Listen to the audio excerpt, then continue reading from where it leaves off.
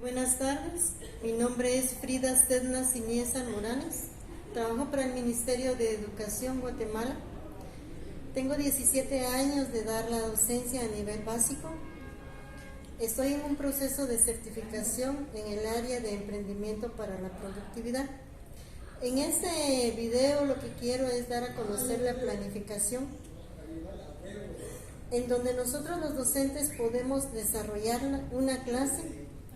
Y en esta clase, pues lógicamente, nuestros alumnos son los principales actores que nos ayudan a desarrollar el aprendizaje y que es también hoy un sentido de aprendizaje significativo y con la metodología de gamificación. Para ello, he colocado en la parte de atrás algunos carteles con el hecho de que algunos compañeros maestros que todavía al inicio como docentes les pueda costar evidenciar la planificación, cómo se realiza. Es aquí donde yo doy a conocer los elementos para hacer una planificación. Voy a iniciar con lo que es la identificación de la planificación. Aquí se determina el nombre del establecimiento, el nombre del docente, también se determina lo que es el grado con el que se va a trabajar, el tema con el que se va a trabajar, los objetivos del grupo con el que se va a trabajar, en donde se determina también el número de estudiantes que se tiene, porque a veces no se tiene solo una clase, sino que se tienen varias clases, entonces se determina que son varios estudiantes y a ellos se les va con los que se va a planificar. Dentro de esto también nosotros vemos la subárea. Cuando hablamos de subárea, por ejemplo, en emprendimiento, yo doy a conocer que el área es emprendimiento para la productividad, la subárea es economía doméstica y la subárea es corte y confección, que es donde yo me desenvuelvo. Después de este elemento viene lo que es la descripción del tema. Aquí se globaliza todo lo que es el tema que se va a dar a conocer en una clase. En estos aspectos siempre se determina que los temas se pueden desarrollar con los estudiantes en base al tiempo de unos 35 minutos. El siguiente elemento es lo más importante, que es la competencia. La competencia nos determina realmente qué es lo que nosotros vamos a lograr hacer al final de la clase con el estudiante a través de todo el demás desarrollo que vamos a determinar y que les voy a explicar.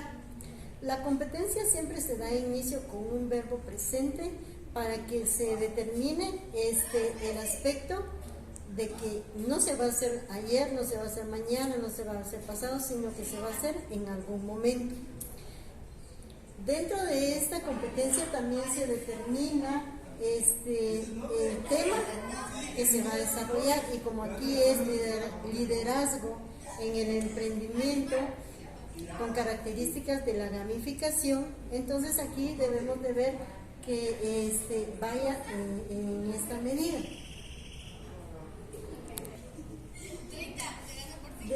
Para el siguiente elemento también tenemos los contenidos. Dentro de esos contenidos se determinan los declarativos procedimentales y los actitudinales. Dentro del contenido declarativo se declara realmente qué es lo que nosotros queremos desafiar al estudiante, qué es lo que nosotros queremos ver en el estudiante, qué es lo que realmente a través del contenido vamos a poner a realizar a que el estudiante haga durante el desarrollo de esta clase. En el procedimental, nosotros nos damos como docentes a conocer los contenidos para que el alumno venga y vaya absorbiendo más estos contenidos y que lógicamente le ayuden a un avance de aprendizaje.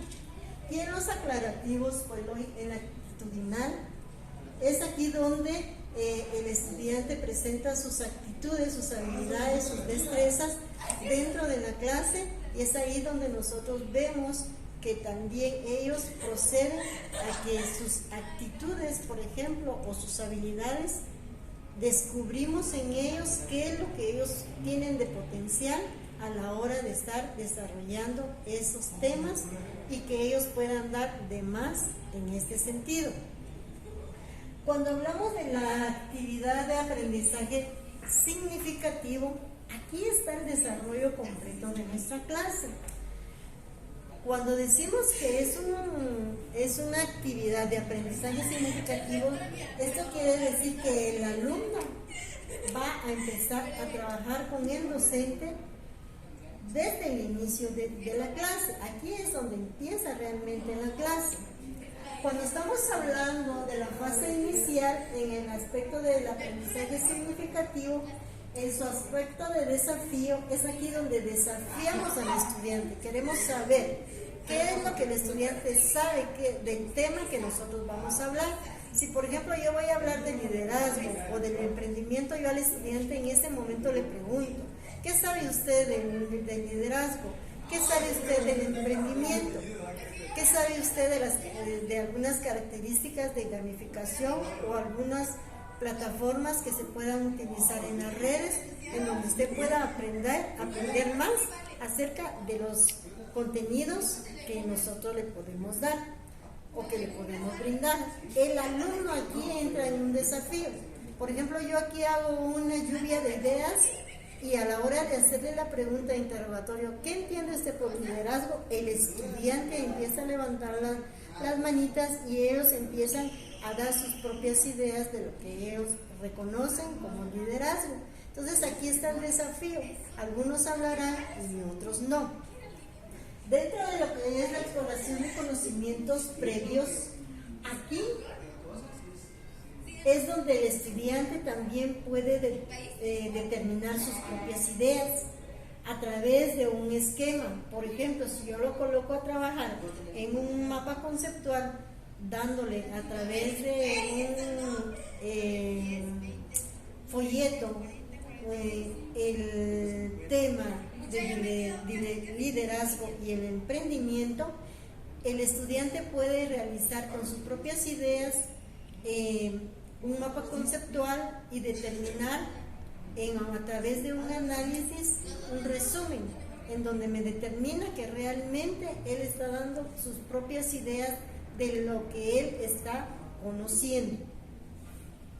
Dentro de lo que es la fase tercera de la fase inicial, organizadores previos o el puente cognitivo.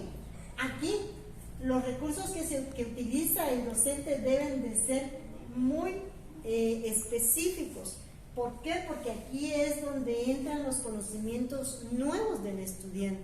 Cuando yo doy realmente un contenido, lo mando a investigar, o en internet, por ejemplo, le digo: investigue este tema que es el liderazgo y el emprendimiento, realmente el estudiante viene y él lo que hace es leer, y lógicamente a la hora de tener la lectura, el estudiante viene a conocer palabras nuevas, frases nuevas, o simple y sencillamente viene y determina realmente que ha aprendido algo nuevo en esa investigación. Cuando estamos hablando de la segunda fase, que es la fase de intermedia, en los nuevos aprendizajes, aquí es donde nosotros realmente experimentamos ver si el alumno realmente ya aprendió o no ha aprendido. Pero aquí es donde dice nuevos aprendizajes. Quiere decir que si nosotros exploramos al alumno, realizamos una práctica en el sentido de que yo le digo al estudiante: realmente veamos qué aprendió usted, me puede explicar qué es para usted un liderazgo, qué es un emprendimiento. Él me tendría que explicar realmente qué es para él estos dos conceptos, y es ahí donde yo puedo verificar que el estudiante ya está en nuevos conocimientos si él explica estos conceptos con unas definiciones claras, exactas, en donde realmente se ha aprendido acerca del concepto de liderazgo y emprendimiento. En la fase final se determina la interpretación de los aprendizajes. ¿Qué realmente aprendió el estudiante? Pero para ello nosotros entonces determinamos que para ver qué realmente aprendió, nosotros ya tenemos ya una forma de determinarlo a través de una evaluación, porque procedemos a una evaluación. Y en esta evaluación, por ejemplo, yo tendría que colocarle al estudiante una prueba corta con preguntas para que él me explique en estas preguntas realmente el tema que yo le estoy dando. Y aquí es donde yo empiezo a determinar realmente qué fue lo que él absorbió, si realmente absorbió los conocimientos que se le están dando, si a través de la lectura, o que si realmente él tuvo nuevos conocimientos. Entonces la evaluación nos ayuda a medir los conocimientos del estudiante que ya se tienen y que lógicamente han aprendido. Dentro de lo que es el indicador de logros, aquí el estudiante, nosotros tenemos que ver que el estudiante realmente en las actividades que nosotros le realizamos, en lo que es la fase de las actividades del aprendizaje significativo, ver si realmente el alumno ya logró realmente el aprendizaje. Si no fuera así, pues lógicamente tendríamos que volver nosotros a dar una clase de nuevo, pero en la mayoría conocemos que realmente el estudiante sí aprende, porque lógicamente hemos pasado por todas las actividades de la fase inicial, intermedia y final del aprendizaje significativo. Y para finalizar, pues entonces tenemos también lo que son los recursos. En el aula siempre se van a tener recursos a través de una metodología. Cuando nosotros utilizamos la metodología, el estudiante esto le viene a facilitar, porque nosotros en esta metodología venimos ordenando todas nuestras ideas de cómo se debe de desarrollar una clase, y asimismo viene una sistematización para que el alumno logre el aprendizaje. Cuando llegamos a este término, pues lógicamente llegamos a lo que es la evaluación. Cuando llegamos a la evaluación, vemos que, por ejemplo, ¿qué lo coloqué a hacer al principio? Bueno, en la lluvia de ideas hice preguntas. Puedo tener una lista de cotejo y ver quién respondió y darle un punteo o una valoración de 2 puntos. En la otra actividad podríamos haber colocado enlistar ideas nuevas a través del folleto o a través de un resumen, y esto entregarlo a través en su cuaderno. Y a la hora de verificar realmente su cuaderno como tarea, aquí vemos que él ya dio a conocer los conocimientos nuevos, y lógicamente a través de sus ideas le coloco 3 puntos. Luego colocamos también la prueba, que es la prueba corta, y donde nosotros podemos identificar los logros que obtuvimos del estudiante de sus conocimientos nuevos. Y aquí pues lógicamente le podemos dar un punteo de 5 puntos.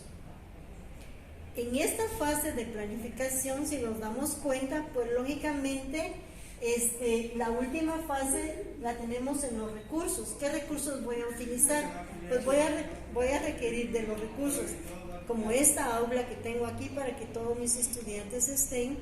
Voy a requerir también de una pizarra cuando estamos trabajando o estamos colocando los carteles, por ejemplo, así como lo estoy realizando hoy. También necesitamos de cuadernos, necesitamos de lapiceros, borradores, necesitamos de un folleto impreso con contenidos. También necesitamos lo que es las reglas, borradores, que son recursos didácticos que nos van a apoyar a que el alumno también trabaje. Dentro de esto también podemos determinar por última fase lo que es el tiempo. ¿Cuánto tiempo vamos a utilizar para dar una clase? Lo más normal y lo que también nos pide según el CNB son de 40 minutos para desarrollar toda una clase. Así que así es como podemos ir desarrollando todas las fases de la planificación según el aprendizaje significativo. Y para también comentarles que en esta fase de aprendizaje significativo podemos utilizar el tema de gamificación. El tema de gamificación viene a ayudarnos a desarrollar elementos de juegos en los estudiantes a través de las plataformas virtuales o también a la hora de aplicar en clase. Esto ha sido todo. Muchas gracias.